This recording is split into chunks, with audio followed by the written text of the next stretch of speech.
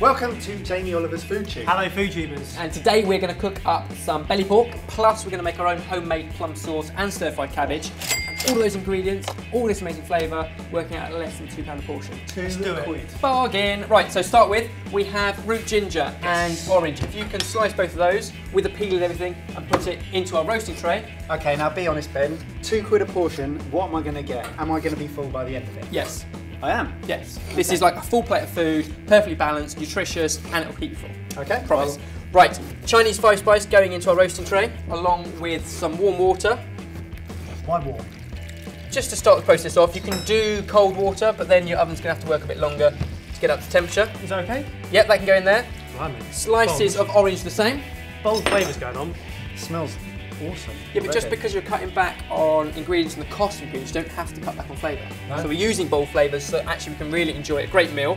And the great meal consists of pork belly. So these are pork belly rashers, or pork belly slices. It's the cheapest way to buy pork belly. It looks like mega thick bacon. Well, it's off the belly instead of the back, but it's the same animal. So put those in, we're going to put 2 portions at the moment. I find pork belly tastes so nice that I'd expect it to be more expensive than it is. You've got to do a lot to it. You can't just flash fry it and serve it. You've got to cook it for a long, slow time, which is what we're going to do there, along with a tin foil lid so it doesn't dry out. And then it can go into the oven for about 3 or 4 hours at 160 degrees Celsius. And that means the cheap meat will come really tender.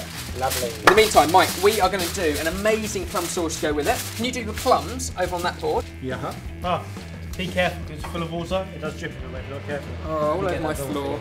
What do I do with these plums? If you can just quarter these up, de-stone them and put them into our pan. Will do. I'm going to finally dice up a shallot. Try to do this right.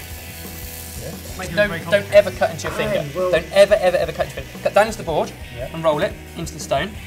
And twist. That's what I sort of did. Then cutting down into the board again. It's just going to come off really, really easy. And then you don't have to stand there and sort of jam into your hand, which is deadly. So stone comes out, quarters go into a pan, shallot going in, all of the rest of those done. A glug of oil just to start the process off. 2 star anise. 1 clove of garlic, Baz, if you can crush that up. And a few slithers of red chilli. Now you can make this as hot or as cool as you like.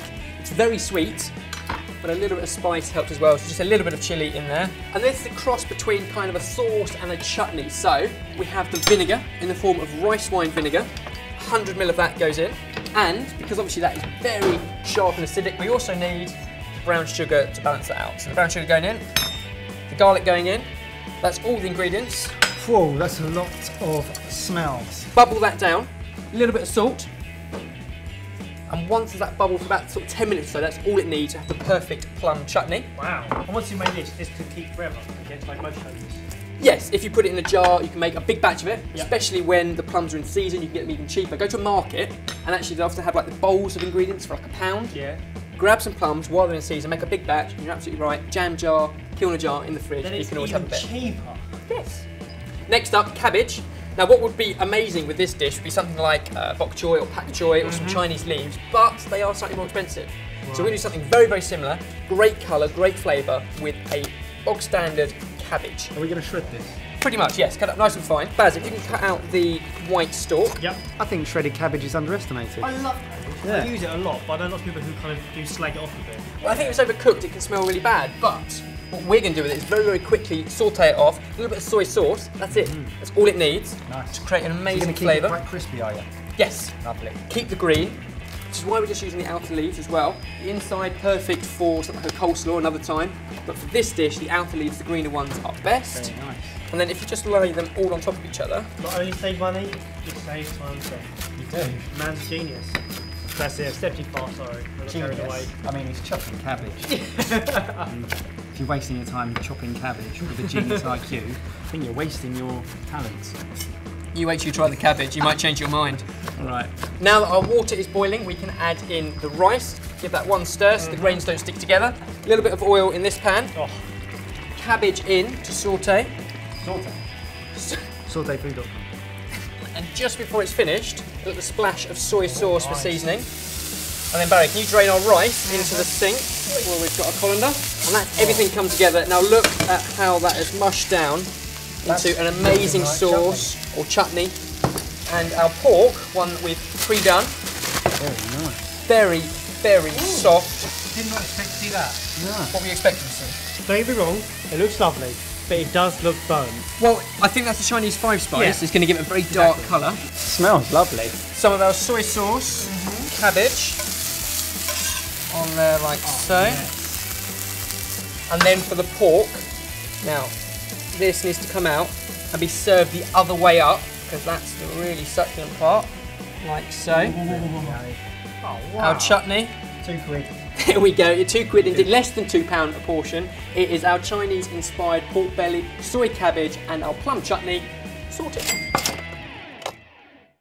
Literally all you need is a fork, you won't need a knife. Promise you won't need a knife. Really? 4 hours of cooking, it will just fall apart.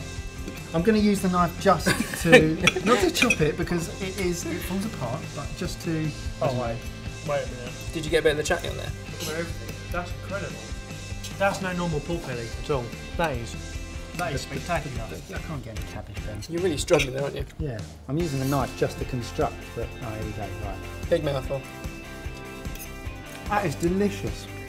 That plum sauce is so sweet. It's great. It really counteracts the 5 spice. Very good. Now I know we've demolished that between 3 of us, but was that a portion? You were Oh yeah, concerned? definitely. Definitely.